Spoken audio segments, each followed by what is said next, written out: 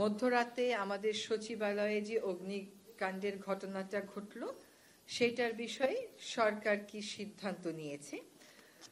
আজকে একটি জরুরি সভা হয়েছে মাননীয় প্রধান উপদেষ্টার সভাপতিত্বে। সেখানে সিদ্ধান্ত হয়েছে যে একটি অনেক উচ্চ পর্যায়ের কমিটি কাজ করে 3 দিনের মধ্যে প্রাথমিক রিপোর্ট দেবে এই অগ্নিকাণ্ডের ঘটনার বিষয়ে। এই কমিটির সভাপতির দায়িত্ব পালন করবেন স্বরাষ্ট্র মন্ত্রণালয়ের সিনিয়র সচিব। ওনার সাথে থাকবেন সচিব গৃহায়ন ও গণপূর্ত মন্ত্রণালয়, আমাদের পুলিশের আইজিপি, ফায়ার সার্ভিস এবং সিভিল ডিফেন্সের প্রধান, তিনি থাকবেন সদস্য সচিব, থাকবেন সশস্ত্র বাহিনীর একজন বিস্ফোরক বিশেষজ্ঞ এবং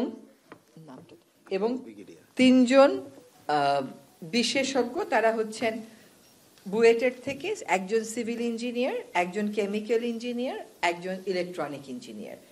ওনাদের নাম হচ্ছে doctor Tanvir Monjur, doctor Yasir Arafat. Design, elegance, beauty, সেরা পণ্য সবার জন্য জেভিকো। এবং পরের জন্য নামও দেখা যাচ্ছে ইয়াসির আরাফাত। তো এই কয়জনের সমন্বয়ে যে কমিটিটা গঠিত হয়েছে, সেই কমিটিটা এই বিস্ফোরণের কারণ, উৎস এগুলো খুঁজে বের করে আগামী 3 দিনের মধ্যে একটি প্রাথমিক রিপোর্ট আমাদেরকে দেবেন। এই যে দুঃখিত, এই যে অগ্নিকাণ্ডের ঘটনা ঘটেছে, যে অগ্নিকাণ্ডের বিষয়ে তদন্ত করে আমাদেরকে বলবেন উৎস কি, কারণ কি, এটা তারা আমাদেরকে 3 দিনের মধ্যে জানাবেন। এটা আমরা মনে করেছি যে আপনাদেরকে আমাদের জানিয়ে দেওয়া দরকার, সেজন্যই আজকে আমরা আপনাদের সামনে এসেছি। আপনাদের কোনো প্রশ্ন থাকলে জিজ্ঞেস করবেন।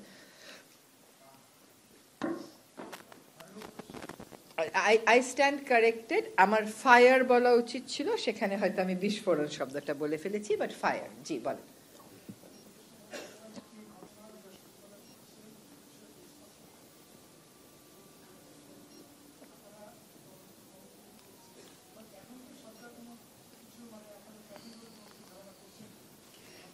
না, এইরকম তো আসলে সরকার ধারণা করতে পারে না।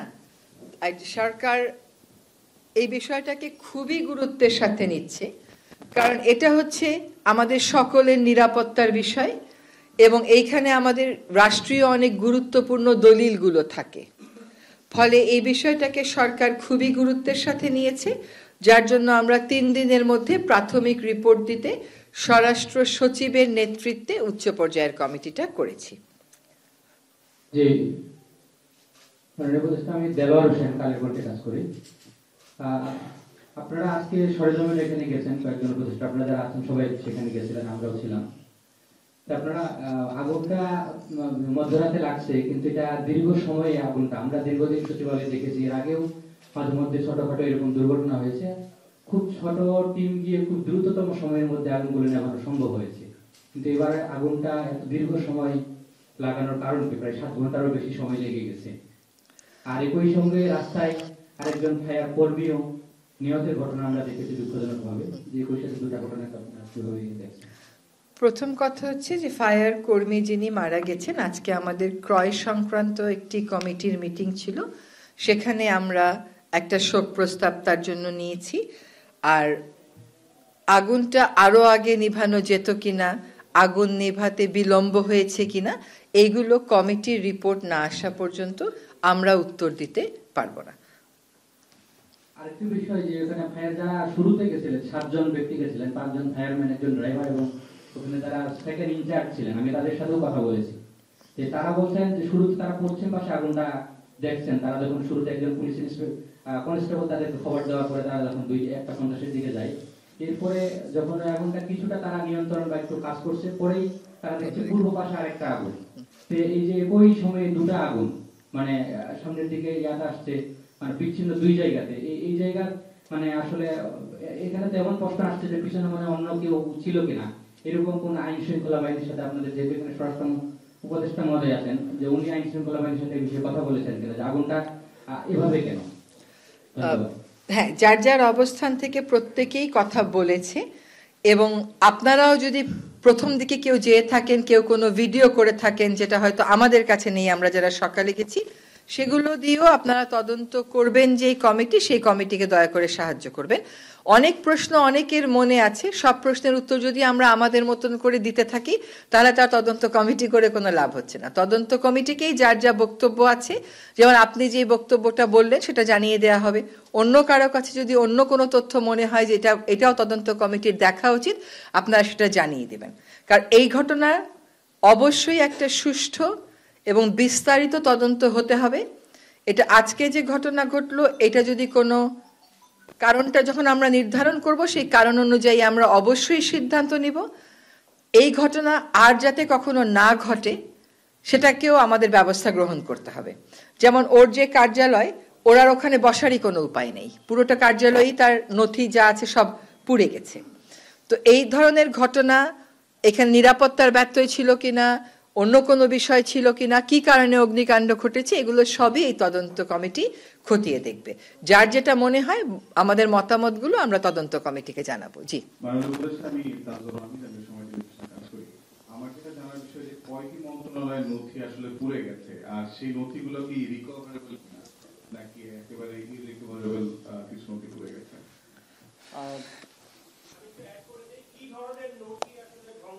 সব ধরনের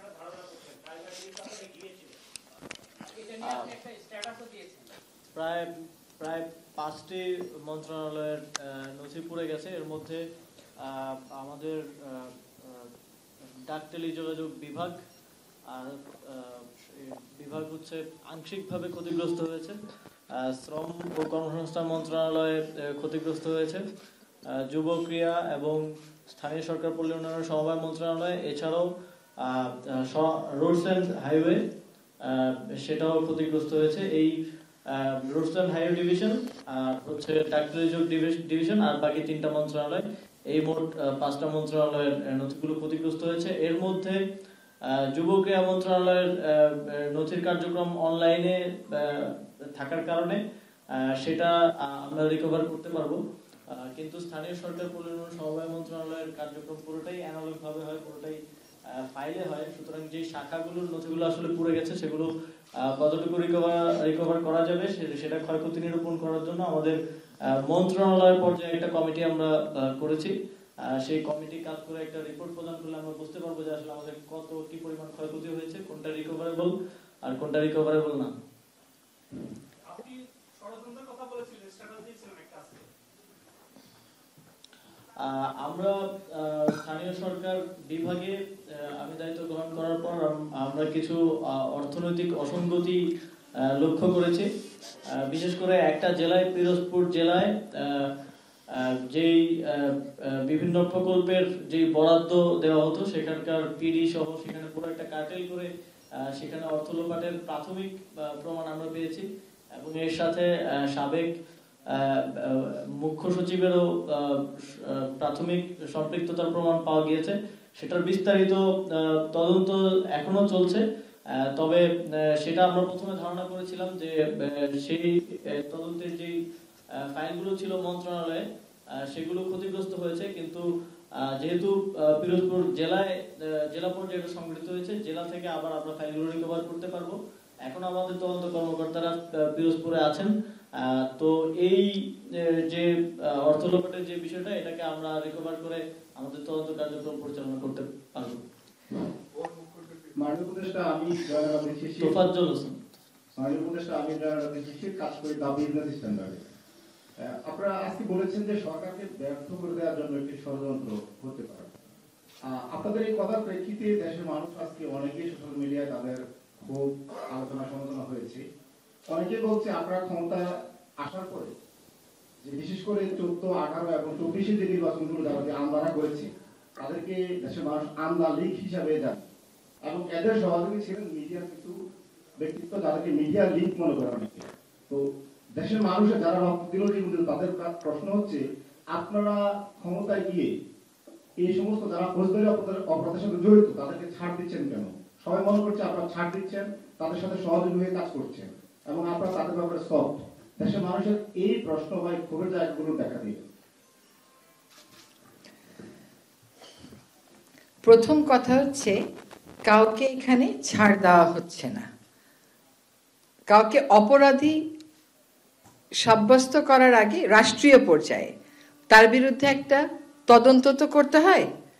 সেই তদন্তের কাজ করে অনেকের বিরুদ্ধেই ব্যবস্থা গ্রহণ করা হয়েছে, অনেককেই চাকরি থেকে সরানো হয়েছে, কাউকে কাউকে ওএসডি করা হয়েছে, কেউ কেউ এমনকি কারাগারেও গেছেন, ফলে ছাড় দেওয়া হচ্ছে না। আর দ্বিতীয় কথা হচ্ছে যে প্রশাসনকে গতিটা রেখে একই সাথে ঢেলে সাজানোর কাজটাও আমরা করছি। এটা এমন না যে কোনো একজন দাগী আসামি আছেন যার বিরুদ্ধে অনেক অভিযোগ আমাদের কাছে এসছে, কিন্তু আমরা কোনো তদন্ত প্রক্রিয়া শুরু করিনি। ফলে যেহেতু আইনানুগ প্রক্রিয়া ফলো করে সরকারকে এগোতে হয়, সেজন্য সরকার সেই আইনানুগ প্রক্রিয়া ফলো করছে। একটা কথা আপনারা বলার আগে একটু ক্লিয়ার করে বলি, সেটা হচ্ছে আমরা অনেক ডিজিটালাইজেশনের কথা শুনে দায়িত্বে এসেছিলাম। আবারও বলছি যে আমরা ক্ষমতায় এসেছি এটা মনে করি না, দায়িত্বে এসেছি। তো আজকে এই আগুনের ঘটনার পরে আমরা দেখলাম যে আসলে যে ডিজিটাল বাংলাদেশ, ডিজিটালাইজেশন, এইগুলোর খুব সফল কিন্তু খুব সুফল কিন্তু আমরা কোনো মন্ত্রণালয়েই পাচ্ছি না। নামকাওয়াস্তে একজন কর্মকর্তা, নামকাওয়াস্তে একটু প্রযুক্তি, কিন্তু ডিজিটালাইজেশন বলতে যেটা বুঝায় সেটার কিন্তু কোনো সুফল এই অগ্নিকাণ্ডের ঘটনার পরে আমরা আসলে পাচ্ছি না। জি, আমার প্রশ্ন হচ্ছে যে বাংলাদেশ সচিবালয় খুব গুরুত্বপূর্ণ একটা জায়গা, সেখানে কি পর্যাপ্ত কোনো ব্যবস্থা ছিল না যে হঠাৎ করে আপনার গভীর রাতে অগ্নিকাণ্ডটি ঘটলো? এটা কি কোনো সাধারণ ঘটনা, কোনো নাকি কোনো এটা বড় ধরনের ষড়যন্ত্র? এই প্রশ্নটা আপনার মতন আমাদেরও, কারণ বাংলাদেশ সচিবালয় তার একটা নিজস্ব নিরাপত্তা ব্যবস্থা আছে। সেই নিরাপত্তা ব্যবস্থাটা কি আদৌ ফেল করেছে? এটা কি কোনো মনুষ্য সৃষ্ট বিপর্যয় নাকি এটা অন্য কোনো বিপর্যয়? এগুলোর উত্তর পাওয়ার জন্য আমাদেরকে তদন্ত কমিটির রিপোর্টের জন্য অপেক্ষা করতে হবে। আপনি যদি তদন্ত কমিটির গঠনটা দেখেন তাহলে আপনি বুঝবেন যে সবকটা সম্ভাবনাকে মাথায় রেখেই আমরা আগাচ্ছি। কিন্তু এইখানে ধারণা আলোচনা করাটা ঠিক হবে না, অন্তত সরকারের পক্ষ থেকে ধারণা আলোচনা করাটা ঠিক হবে না।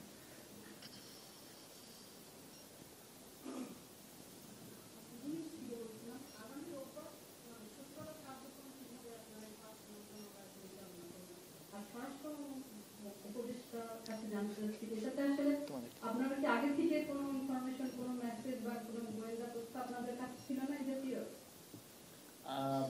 মন্ত্রণালয়গুলোর কার্যক্রম পরিচালনা করার জন্য, কার্যক্রম চলমান রাখার জন্য আমরা অন্যান্য সরকারি বিভিন্ন দপ্তর যেখানে জায়গা খালি আছে সেই জায়গাগুলোতে রিলোকেট করার প্রক্রিয়া শুরু করেছি। অলরেডি আমরা খুঁজে দেখছি যে কোথায় কোথায় খালি আছে, কোথায় কোথায় মন্ত্রণালয়গুলোর কার্যক্রম আপাতত অস্থায়ীভাবে পরিচালনা করা যায়।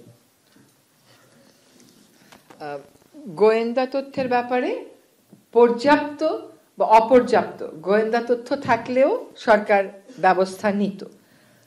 তো তথ্যের প্রবাহটা আমাদের ঠিক আছে কিনা সেটাও আমাদেরকে তদন্ত কমিটির মাধ্যমে দেখতে হবে, কিন্তু নিশ্চয়ই তথ্য থাকলে আমরা বসে থাকতাম না। জি, আমার নাম তানভীর খন্দকার, তিস্তা টেলিভিশনে কাজ করি। অপরাধ বিভাগে কাজ করতে গিয়ে দেখেছি বিগত দিনে আসলে যে বড় বড় অগ্নিকাণ্ডের ঘটনাগুলো ঘটে সেটা আসলে আলোর মুখ দেখে না। অনেক সময় সেটা পিছিয়ে যায় বা সেখানে প্রতিবেদন জমা দেওয়ার ক্ষেত্রে বেশ কয়েকবার সময় বাড়ানো হয়। যেহেতু এটি একটি বড় ধরনের ঘটনা, বাংলাদেশের ইতিহাসের মধ্যে বড় এরকম সচিবালয় কখনো ঘটেনি। তো এই যে 3 দিনের কথা আপনারা বলছেন, এটা কি 3 দিনেই থাকবে নাকি আরো প্রতিবেদন জমা দেওয়ার ব্যাপারে সময় দেবেন? এই কথাটা আমার বলা উচিত ছিল। আসলে 3 দিনের মধ্যে প্রাথমিক প্রতিবেদন তারা দেবেন। আমরা ওখানে অফিস করি, এটা তো আমাদেরও নিরাপত্তার বিষয়, রাষ্ট্রীয় গুরুত্বপূর্ণ নথির বিষয়। ফলে 3 দিনের মধ্যে তাদেরকে একটা প্রাথমিক রিপোর্ট দিতে বলা হয়েছে। তারা যখন তাদের রিপোর্ট চূড়ান্ত করবেন, আপনারা নিশ্চিত জেনে রাখেন সেই চূড়ান্ত রিপোর্টের কপি আপনারা এবার সবাই পাবেন, সবাই দেখতে পাবেন। তদন্তের স্বার্থেই হয়তো প্রাথমিক রিপোর্টটা দেওয়া সম্ভব নাও হতে পারে, কিন্তু ফাইনাল রিপোর্ট যখন হবে, এবং সেটাও দ্রুততার সাথেই হবে, সেটার কপি আপনারা সকলেই পাবেন। আমার নাম মনিরুজ্জামান উজ্জ্বল, আমি জাগরণের প্রাইমারি এডিটর। প্রথমেই জানতে চাচ্ছি যে সচিবালয় একটা স্পর্শকাতর এলাকা, এই এলাকাতে আমাদের রাতের বেলা নিরাপত্তা ব্যবস্থাটা কেমন থাকে, যারা থাকেন তাদের কাছ থেকে আপনারা ফার্স্ট ইনফরমেশন কিছু পেয়েছেন কিনা? আর অনেক সময় এই ধরনের অগ্নিকাণ্ডের ঘটনার পর আমরা গান পাউডার ব্যবহার কথা শুনে থাকি, এ ধরনের কোনো কথা আপনারা শুনেছেন কিনা, বা আগুনের যে নমুনা তা দেখে মনে হয়েছে কিনা? যেহেতু আপনারা বলছেন যে ষড়যন্ত্র হতে পারে বা সরকারকে ফেলতে পারে। আচ্ছা, আমাদের কমিটিতে একজন বিস্ফোরক বিশেষজ্ঞ এই জন্যই নেওয়া হয়েছে। আগুনের ধরন দেখে কমিটির এই যে বুয়েট থেকে নেওয়া হয়েছে, ওনারাই আসলে বলতে পারবেন যে এখানে উৎসটা কি ছিল। প্রাথমিক যে জিজ্ঞাসাবাদ বা প্রাথমিক যারা ওখানে ছিল রাতের বেলা, তাদেরকে যেটা জিজ্ঞেস করা হয়েছে এবং সে প্রেক্ষিতে তারা যেটা বলেছে, এটা অলরেডি আপনারা জেনে গেছেন এবং আপনারা বিভিন্ন জায়গায় দিয়েছেন, যে একজন প্রহরী এক জায়গা থেকে আরেক জায়গায় যাওয়ার সময় একটা ধোঁয়া দেখতে পেয়েছে এবং তারপরেই সে সকলকে অবহিত করেছে। সচিবালয়ের নিরাপত্তা ব্যবস্থা কেমন থাকে, কারা কারা থাকে? সচিবালয়ে নিরাপত্তার জন্য একজন এসপি থাকেন, একজন এডিশনাল এসপি থাকেন, একজন এএসপি থাকেন, আর প্রায় এদের সংখ্যা মানে গ্রুপের সংখ্যা প্রায় 560 এর মতো থাকে, অনেক সময় কম বেশি হয়। আর আমাদের একজন জয়েন্ট সেক্রেটারি থাকে মন্ত্রণালয় থেকে, উনি আপনাদের যে পাস এগুলি দেখাশোনা করে। মানে ডিউটিটা তো শিফটিং ডিউটি, সবাই তো শিফটিং ডিউটিতে করতে থাকে। তো যেমন ধরেন রাত্রে যেমন নর্মাল গার্ড যদি দরকার থাকে, 2-6 যদি গার্ড থাকে, একজন গার্ড কমান্ডার থাকে, 2 জন 4 ঘন্টা 4 ঘন্টা করে থাকে, একজন 2 ঘন্টা, 2 জন গার্ড 4 ঘন্টা দিল, আবার 2 জন গার্ড 4 ঘন্টা দিল, আবার 2 জন, কিন্তু ফুল রাত তো সবাই এগিয়ে থাকে না, একটা শিফটিং ডিউটি করে এটা একটা ওই কমান্ডার নির্ধারণ করে দেয়। ভবনগুলাতে মানে চারদিকে গার্ড থাকে, প্লাস একটা মোবাইল গার্ড থাকে, কতগুলি মোবাইল গার্ড থাকে, প্লাস আপনারা জানেন আবার ভবনে কিন্তু কতগুলি আছে, টাওয়ার আছে, 7টা টাওয়ার আছে, আবার টাওয়ারেও গার্ড থাকে।